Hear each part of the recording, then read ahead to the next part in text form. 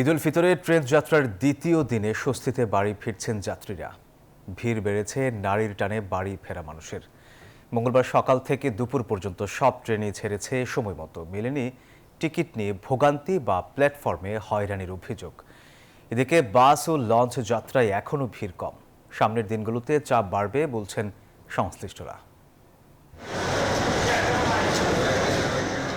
সব ট্রেনই এখন যাত্রীতে ঠাসা। ঈদযাত্রার দ্বিতীয় দিনের সকাল থেকেই রাজধানীর কমলাপুর রেল স্টেশনে হাজারো ঘরমুখো মানুষের ভিড়।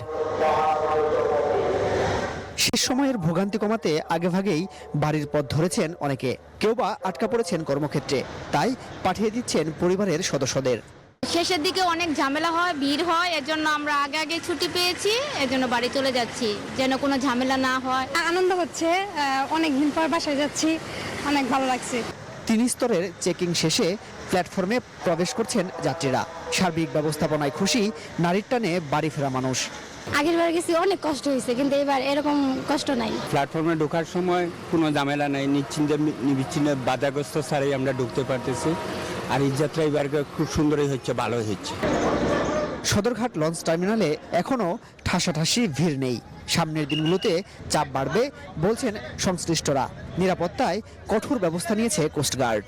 যাত্রীদের কাউকে সন্দেহ হলে আমরা চেক করছি, নিরাপত্তার জন্য কাউকে ব্যাগ স্ক্যানিং করছি, আমরা লিফলেট বিতরণ করছি এবং নিরাপত্তামূলক মাইকিং করছি। এবং আপনারা জানেন যে আমরা বিভিন্ন লঞ্চ এবং নদীঘাটে আমাদের ব্যানারগুলো আমরা পেস্ট করেছি, যাতে আমরা যাত্রী সাধারণ যে কোনো সমস্যা হলে কোস্টগার্ডের সাথে সার্বিকভাবে যোগাযোগ করতে পারে।